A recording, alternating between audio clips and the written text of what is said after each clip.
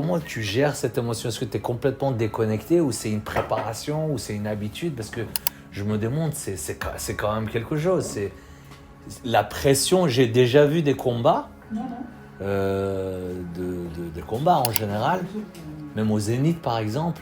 Mais ce que j'ai vu la dernière fois, c'est complètement différent. Mais comme toi, hein, j'ai l'habitude, presque 20 ans, je suis dans l'arène, mais j'ai l'habitude de le faire. Hein. Mais à chaque fois, c'est comme si c'est la première fois ou pas? Non. Ah ça y est, t'as pris l'habitude. Et même au début, il n'avait pas peur. Même au tout début. Parce qu'il y a des lutteurs qu'il a affrontés, qui l'ont attaqué à la première seconde. Il y a un combat, il était tout jeune, à Hassan Diouf, contre un jeune qui s'appelait Khadim Diallo, un Pikinois, qu'il a attaqué à la première seconde, qui était plus fort que lui. Et il l'a terrassé facilement. Donc c'est quelqu'un qui n'a pas peur, en fait. C'est différent. Il y a des lutteurs qui sont vraiment différents au Sénégal. Il y en a certains qui n'ont jamais peur dans l'enceinte. Et ton adversaire, c'est quoi son palmarès? C'est dans la Bible de la lutte. La Bible de la lutte, ouais. Oui, exactement. C'est quelqu'un qui est arrivé à ce niveau-là parce qu'il est très populaire, très aimé au Sénégal, très populaire, qui draine beaucoup de foule en fait, comme lui à ses débuts. Donc c'est ce qui les a opposés. Ah, et puis d'accord. Cité, il est invaincu au Parcelles, son quartier. Donc il prend un peu la revanche des jeunes du quartier, tu vois. Un peu. Quel âge il a? Cité, il a battu Zos Papa Sow et un troisième aussi, un autre. Du coup, toi, en dehors de ce combat, c'est-à-dire, ils se connaissent pas vraiment. Ils se connaissent, mais c'est pas des amis, je veux dire. Non. D'accord, donc ça n'a rien à voir. Ça sera même l'animosité dans l'enceinte. Ah oui, donc il y a deux équipes, Ouais, deux ça va camps être très différents. chaud. Ça va être très chaud. Et du coup, j'ai vu aussi, Eric, que tu t'occupes de Tafatine. Oui. Donc, c'est-à-dire, est-ce qu'il y a possibilité qu'un jour Tafatine puisse défendre ou non? Ça, c'est... C'est le rêve à Tafatine, c'est d'affronter Modelo. Non, c'est le rêve de Tafatine. Hein. Oui, c'est le rêve de Tafatine. C'est ça, c'est le rêve de Tafatine. Exactement. Et toi, c'est à toi de voir si tu as envie de donner une chance à Tafatine ou pas. Et t'as pas l'air d'avoir envie. Ah, t'as pas l'air d'avoir envie. Pour les deux, c'est un gros gars. Ah, il est énorme, Tafatine. Ah ouais, Ils sont vous. Mais Tafatine, il a jamais eu le titre de roi de l'arène. Jamais. C'est un titre très difficile à Le avoir. Bombardier, il avait deux déjà fois. eu. À 19 ans. Très jeune, il l'a eu. Et après, il l'a eu encore une fois. Bombardier très jeune, il l'a eu. Et Tafatine, jamais. Jamais. Il combat contre qui, Tafatine? Balaguer. Et Balaguer, il a jamais eu le Si, titre. il l'a eu une fois. Si, il l'a eu. Toi, tu l'as déjà combattu, Balaguer? Oui, deux fois. Comment dirais-je? C'est sa bête noire. Oui, c'est sa bête noire. En fait, il arrive à battre. Moi, j'ai 26 combats. Ouais. 3 défaites, 22 victoires. 3 défaites, les 2 c'est contre Balaguer. C'est Tafatine qui fait Balaguer. D'accord. Lui, il est concentré sur le 24 novembre contre Cité. Normal. Inch'Allah. Ouais, c'est une Cité. Inch'Allah. Ouais. 24 novembre. Ah bon, moi je l'ai entendu quelque part aussi. Bon. Non, j'entends les dates. 24 Dès novembre. qu'on demande un truc sur la lutte, j'appelle Ibrahim. Et boss, Mais c'est quoi lui, pourquoi c'est assez spectaculaire le fait qu'il soit roi des arènes? C'est parce qu'il n'a pas le gabarit, le vrai gabarit d'un lutteur. Les lutteurs en général, c'est lui. Tu vois, lui c'était un ancien. Il y a beaucoup d'anciens lutteurs ici. Lui c'est un ancien. Lui c'est Yaron Gay. C'était un grand champion. Lui aussi c'est un jeune. C'est franc. Lui c'est le. On doit faire Ouais, c'est une étoile montante comme il dit. Lui il est bon. Franck, c'est celui qui devait venir à Lyon en MMA. Ah, pas eu visa. Ouais. Lui il est balèze. Et tu connais Regrut? Non. Regrut c'est un champion sénégalais qui fait du MMA. Le seul à être au très haut sommet One Championship qui doit faire la ceinture. Lui c'est son rival ici. Tu vois un peu, donc ils ont un peu les mêmes trajectoires en fait. Tu vois, mais il y a un autre, l'autre c'est le neveu de Modelo qui est là-bas. C'est son neveu. D'accord. C'est son fils, puis c'est une étoile montante aussi. Puis tu as Baba. Baba c'est un ancien, voilà. Il n'y a que des lutteurs. Il y a que des lutteurs ici. Ouais, tu as Makefay aussi, c'est un jeune lutteur aussi. Hein. Les autres sont les amis. Lai Pythagore, lui aussi, c'est un grand, c'est un champion. Pythagore. Ouais, Lai Pythagore, lui, c'est le théorème de Pythagore. Le père des mathématiques. Il est très Théorème technique de aussi. Pythagore. Donc, ils sont toujours dans le team. C'est comme les teams à l'UFC, tu vois, les gars, la team Habib. Ouais, ils sont en team, toujours en team. Ils sont dans une écurie, ils s'entraînent ensemble en musculation et aussi dans les séances de contact, puis ils sont tous ensemble. Puis parfois, ils ont tellement bourlingué.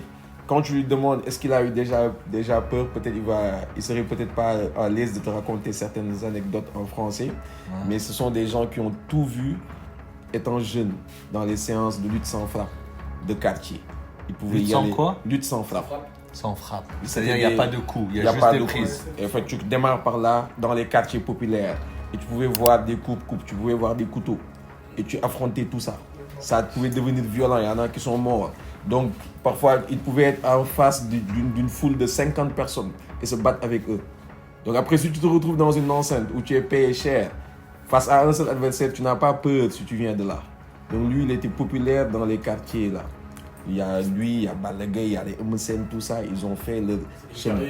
Donc tu vois, il y a peut-être les plus mous qui ont fait les luttes traditionnelles serrées là. Lui, comme il est mou, il est faible. Il a fait la lutte serrée. Non, je rigole. Lui, c'est différent. Et Buzz, va doucement. Non, je rigole, c'est différent. Le gars là, s'il se lève, compte pas sur moi, frère. Mais lui, c'est différent. Lui, il est venu à l'époque où c'est devenu professionnel. La lutte sans frappe, c'est devenu professionnel. Beaucoup plus d'argent, beaucoup plus de professionnalisme et tout. Quoi. Mais là, au 24 novembre, ça va être lutte avec frappe. Oui, avec frappe. Avec frappe. Toi, franchement, moi j'avais pas l'idée. Pour moi, tu sais moi, je suis iranien. En Iran, la lutte de l'enfance, tu fais la lutte. Mais en fait, c'est la lutte et t'as des coups. Et c'est super violent en fait. C'est normal. C'est un truc de fou. Mais est-ce que tu penses un jour pouvoir préparer un lutteur comme ça? Préparer un lutteur comme ça, ouais, pour qu'il soit beau gosse à la plage, ouais. Ouais. Mais tu penses Avec des abdos. Les préparations ne sont pas adaptées? Non, je pense que là où ça serait un challenge pour moi, c'est d'intervenir sur la préparation mentale. Ouais, ça oui, ça j'adorerais faire. C'est-à-dire que, et après sur un plan entraînement et alimentation, travailler avec un coach qui le prépare, et puis apporter mon expérience et apprendre sur le terrain, mais vraiment accompagner sur un mois avant le combat, sur la préparation mentale, genre passer 1 heure par jour avec lui, avant ou après l'entraînement, ouais, je rêverais de faire ça, bien sûr. Tes entraînements, je veux dire, ta préparation a commencé ou t'es pas encore rentré vraiment dans le... Moi, d'habitude, j'ai rentré 3 mois avant mon combat. Préparation À partir de août, on va dire. 3 mois. Non, à partir de septembre. Préparation.